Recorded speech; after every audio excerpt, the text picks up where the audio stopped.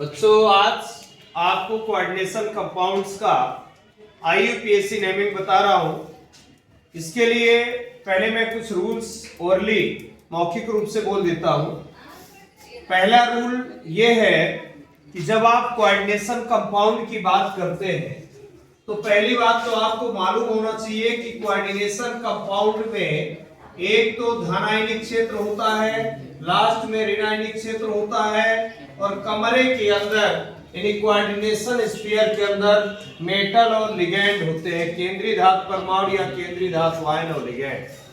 जैसा मैंने आपको बताया कि मान लीजिए क्लास के अंदर हम आए तो कमरे के अंदर कमरा को कोऑर्डिनेशन स्फीयर मान लेते हैं और कमरे के अंदर यानी क्लास में टीचर और स्टूडेंट्स हैं तो स्टूडेंट्स की नंबर अधिक है, इसलिए स्टूडेंट्स को 2 मिनट के लिए क्या मान लें, लिगेंड्स, और टीचर को क्या मान लें, केंद्रीय धातु परमाणु। और दोनों के बीच में कौन सा बॉन्ड बना है, उपसहसंयोजी बॉन्ड। ऐसा मान के चलते हैं, थोड़ा सा माना कीजिए। बच्चों इसमें जब नेमिंग की बात आती है तो हमें ये मालूम रहना चाहिए कि स्टेप वाइज पहले आपको धन आयन मिल रहा है ना, इसका नाम लिखना है। इसमें कोई रूल फॉलो नहीं होता है, रूम के बाहर रूल फॉलो नहीं होगा। बात ये समझना है कि जो कुछ रूल लगेंगे वो कोऑर्डिनेशन स्फीयर के अंदर यानी कमरे के अंदर फॉलो करना है रूल्स का। तो यहाँ मेटल और लिगेंड में ही रूल लगेगा। जैसे यहाँ यदि संख्या किसी धन आयन की 4 है, जैसे यहाँ क्या हो सकता है, यहाँ कोई प्रथम समूह का तत्व हो सकता है या द्वितीय समूह का तत्व हो सकता है, कोई धन आयन हो सकता है। मतलब ये बच्चों इसकी नेमिंग जब करना है तो पहले दाता का नाम लिखना है, लिगेंड का नाम लिखना है, फिर इसके बाद केंद्रीय धातु परमाणु का नाम लिखना है। लिगेंड के नाम लिखने के कुछ रूल्स हैं जो मैं मौखिक बोल रहा हूं, उन्हें आप ध्यान देंगे। पहला नियम ये है कि यदि एक जैसे लिगेंड एक से अधिक संख्या में हैं तो उनकी संख्या को प्रदर्शित करने के लिए न्यूमेरिकल प्रीफिक्सेस आंकिक पूर्व लग्नों जैसे डाई, ट्राई, टेट्रा, पेंटा, हेक्सा आदि का प्रयोग किया जाएगा। बट यदि मोनोडेंटेट की जगह एक दंतुल लिगेंडों की जगह बहुदंतुल लिगेंड हो, जैसे EN ethylenediamine, EDTA ethylenediamine tetraacetato, तो आप वहां पर उनकी संख्या को प्रदर्शित करने के लिए 2 रहे तो 20 लगाना है और 3 रहे तो 30 लगाना है और 4 रहे तो टेट्राहीस लगाना है। इस तरह से आपके ये प्रीफिक्सेस यूज करना है। अगला रूल ये है, लिगेंड का बहुत ज्यादा रूल में नहीं आपको पढ़ना है। अगला रूल ये कहता है कि यदि अलग अलग लिगेंड्स हैं तो भाई अलग अलग लिगेंड्स है तो एक हमारे पास कंफ्यूजन हो जाता है कि हम नाम किसका पहले लिखेंगे। तो बच्चों इसको कंफर्म करने के लिए हमें क्या यूज करना है, अंग्रेजी वर्णमाला। जैसे मेरे पास NH3 लिगेंड दिया है तो NH3 का मतलब हो गया क्या, एमीन, और Cl भी है तो इसका मतलब साइनो हो गया।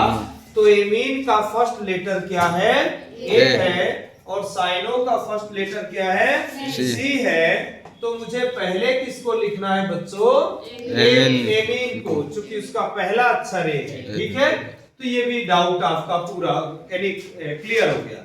अब दूसरा अगले पॉइंट में हम चले तो एक बात ध्यान रखना है, जब उभय दंतुल लिगेंड जुड़ा हो तो आपको उसका नाम लिखने के बाद दाता परमाणु का संकेत लिख देना होता है।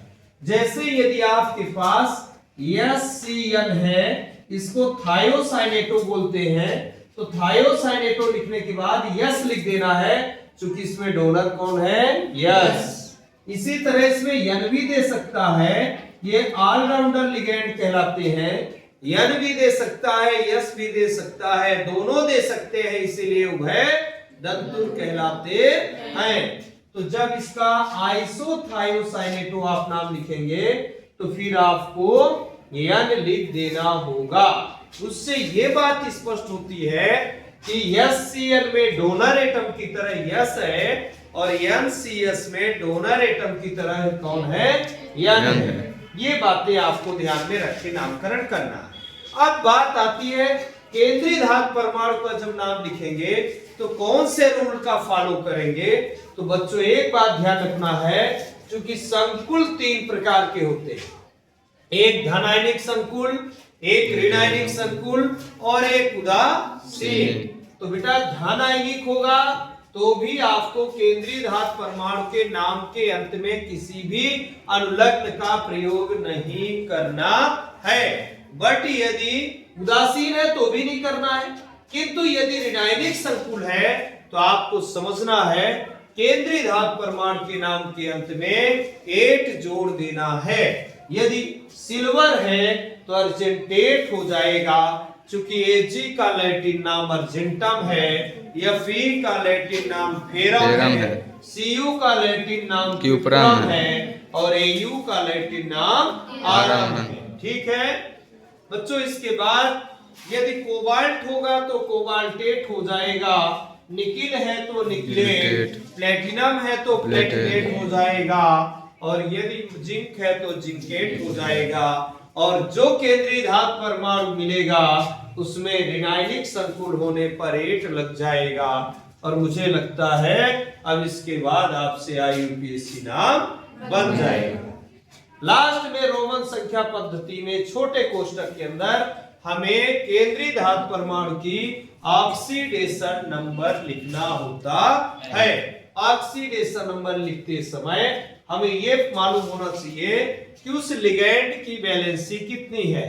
इसको याद करने का सरलतम तरीका है कि आप सिंगल वैलेंसी वालों को एक लिस्टेड बना कर लो, जैसे कुछ ऐसे ही आ जाते हैं, F माइनस होता है, Br minus, Cl minus, I minus, ये चारों ग्रुप 17 एलिमेंट्स हैं। इनके आउटर सेल में बैलेंस इलेक्ट्रॉन्स की नंबर 7 होती है, अर्थात इनको ऑक्टेट कंप्लीट करने के लिए 1 इलेक्ट्रॉन की आवश्यकता होती है और ये 1 इलेक्ट्रॉन गेन करके अपने ऑक्टेट को कंप्लीट करते हैं।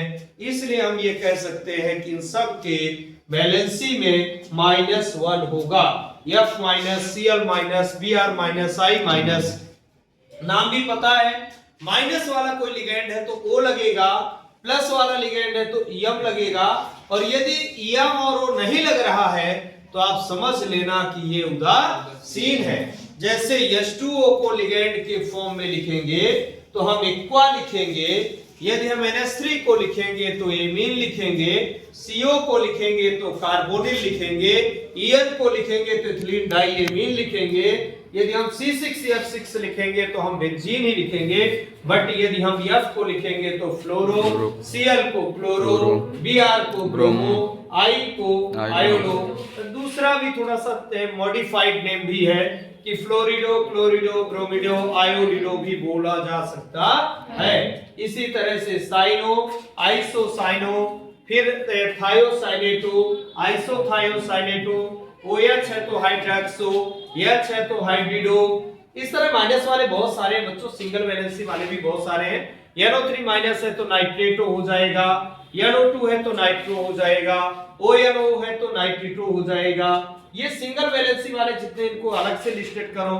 डबल वैलेंसी वाले थोड़े कम हैं, जैसे SO4 है तो 2 माइनस होता सल्फेटो, CO3 है तो 2 माइनस होता कार्बोनेटो।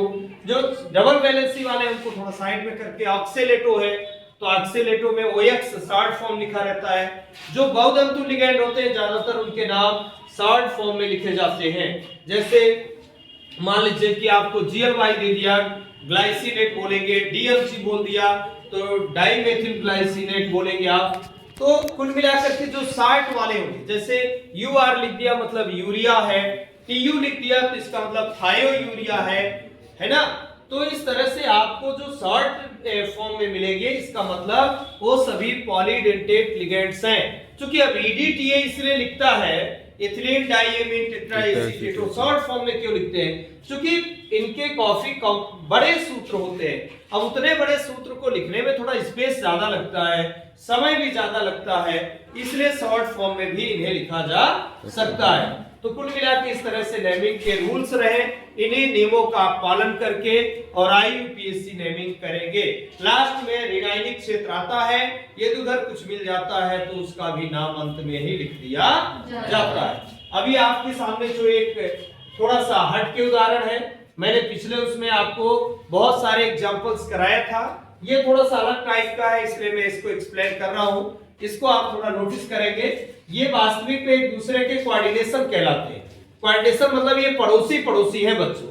जैसे मान लीजिए दो घर अड़ोस पड़ोस में है, अब पड़ोसी के यहाँ मान लीजिए शक्कर घटी है तो जाकर के क्या ले लेते हैं, दूसरे पड़ोसी से ले लेते हैं कि नहीं लेते? अरे बताओ ना यार। और यदि आटा कम हो गया है तो पड़ोसी के यहाँ जाकर के आटा भी ले लेते हैं, ठीक है, कोई घाटा नहीं होता है। तो कुल मिलाकर के यहाँ भी पड़ोस में है ये, इनके अंदर बड़ा अच्छा कोऑर्डिनेशन है। कोऑर्डिनेशन शब्द ये कहता है कि समन्वय बड़ा अच्छा है। समन्वय का मतलब हो गया ये पड़ोसी जो अपना बच रहा है तो दूसरे पड़ोसी को दे रहा है। कैसे? Ag की आप संयोजकता सभी ऑक्सीडेशन नंबर जानते हैं +1 होती है। यहाँ ये न्यूट्रल है, इसको नहीं चाहिए कुछ, तो इसका एक बच गया तो इसके ऊपर क्या आएगा, एक प्लस आएगा। और यहाँ Cn में एक माइनस होता बच्चों, Cn माइनस आप लिखते हैं तो 2 Cn है तो यहाँ पर डबल माइनस आ जाएंगे। Ag एक ही दे पा रहा है अर्थात यहाँ पर एक माइनस हो जाएगा। ये बात ध्यान रखना है कि पहला धनात्मक होगा तो दूसरा ऋणात्मक होगा। नाम लिखना इसमें बड़ा आसान है, यहाँ लिख दे रहा हूँ।